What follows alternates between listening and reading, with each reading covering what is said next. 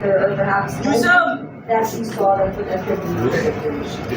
Yeah, we just had to grind it out. I don't think we had a good first quarter. We were down 34-12 with 2 minutes to go in that first quarter. We give credit to Converge. They were playing well. This guy here at the end, he had a sprain, couple of calls against him at the start, so he got into foul trouble. I don't think, honestly, it was one of his better games, but he bailed us out with that shot. Not only him, also, I thought some guys really stepped up. Raymond Almazan, Toto Jose bringing that energy. Aaron Black was a plus 24 today. So, this is Converge is for real. I think if you look at them, they were third in the LMs. Heading's not yet there. This is one of for me, the teams that have depth now, have talent now. So I feel like we were also lucky to come out of this game. You look at the fast break points and turnovers, we gave up 49. So, we're lucky to get the win, but still a lot of things to improve on. Thank you so much for being Chris. So many things to talk about. How do you bounce back from a 2-1 first half, or how do you power through your tweet to ankle? But allow us to just see the game from your point of view. How did you let Converge's offense collapse in those last few moments? And what did you see that led to that game-winning shot? Yeah, for us, it's always about the team, and it's always about what we can do as a team.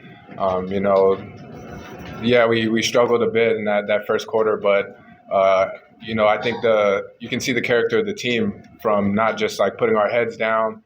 There's two things that can happen when you get in those situations. You can either fall apart, break apart, and do your own thing, or you can really come together, try to fix things, and while there's still time on that clock, you still have hope. So you saw what this team was capable of. Yeah, we had 34. We gave up 34 for Converge, but then in the second quarter, we only gave up 10. So that shows that we were able to bounce back. It's not something that we need to get used to or that we should turn into a habit, but I think it shows that we're capable of doing that. I have to give credit to the team for sticking together throughout, having that tough start, and then coming down to the last shot. You just got to give credit to my team for trusting me.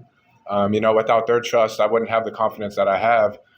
Without the reps that I put, I wouldn't have the confidence that I have. So a lot of it comes down to hard work, and of course your team and your teammates trusting you to take that last shot. And I know they all trust me to do that. But you put anybody in that situation, I think you're going to have that same amount of trust from the rest of the teammates, and that's what's special about MERALCO. The coaching staff as well, yeah. That's what's special about MERALCO is that we're all going to trust each other regardless of what the situation is. There's no one person that's above the other. So yeah. I'm kidding. I had to put that in there. Thank you so much, Neil, and now we're giving the floor to the media. Yes, I put it in there. Thank you. Thank you. You guys are the defending champions this ugly team. Of course, everyone's talking about the NT code for the Grand Slam. Would that work to your advantage that most of the people are talking about Grand Slam while you guys try to retain this championship? I think we're going to focus on what we can control, and that's ourselves. Whatever narrative that is going to be out there, that's something that we can't control. We control what we handle in the locker room, how we think, and how we interact with one another. And I think that's more important than any narrative that's going to be put out there. Yes, us being defending champs, it's nice to be able to say that we are the defending champs, but we also know that target is bigger on our back, and that people are actually going to be coming for us this conference, knowing that we're the defending champs. So you can say that both MVP teams are going to have a big target on them this conference because, Talking Texas is going for that Grand Slam, and we want to defend the crown and show that what we did last year wasn't just a one-time thing and that we can do it again. But it all comes down to staying together through the highs and lows and peaking at the right time. But again, I think all we can control is how we interact with one another and our mindset and our chemistry in the locker room, and then we'll let that speak for itself. Hey, you did it again. Well done. 0.8 seconds left. Game 6 to win the Philippine Cup cycle. This one is 0.8 seconds left again. And I was still nervous that somebody was going to hit a three, just like Abba. But yeah, you can never stop until that clock hits 0:00. So. Yeah. Coach, si Raymond at 30 and 12, the two conferences in and out sa lineup. But how crucial will it be going to this conference? Well, I said with an all Filipino, walang import, right? So normally the import plays the center spot. Raymond's very crucial in what we do. It was nice to see him. You know, Brandon was struggling a little bit. Si Kyle nandun, si Norbert nandun. But Raymond just set the tone in terms of defending Aranya and Baltazar.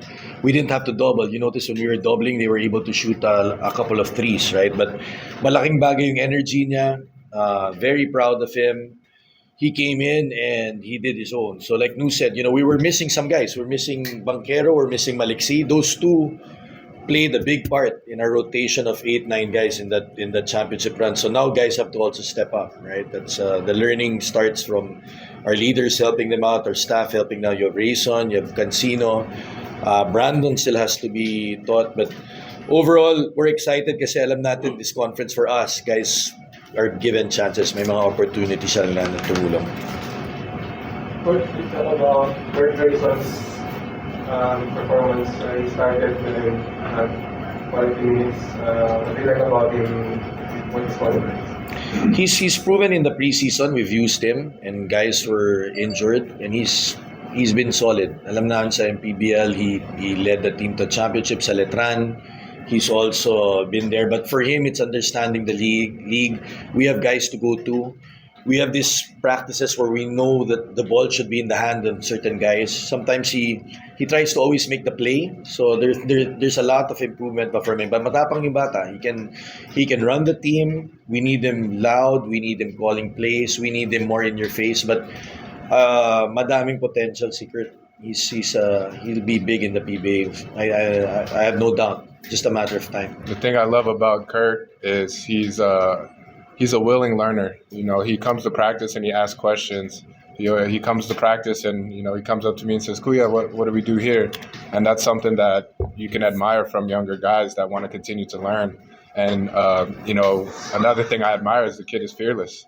You know, he really has no fear of taking a big shot or stepping up to a big moment. Now it's just getting him to mature a little bit, but he's going to have a bright future ahead of him, you know, for as long as he stays healthy in this league. Sure. Coach, any update lang on Chris Banquero? He's they say 1 week to 2, but depends. We know CB might take a bit longer. He's a little bit older, diba? But we're not gonna rush him back also. We know CB's had some hamstrings na dati, diba? Si Elaine's out for the conference. So, you know, it's also exciting also. Elaine's gonna get healthy, pero madami naman nakakatulong. Eh. May Alvin ka, CJ to help out, obviously, Nu and Bong, right? So, just do that. But CB maybe another 2 to 3 weeks. Yeah, we had a couple of hard practices. Parang napul eh, medyo tumatanda. So, he'll get better.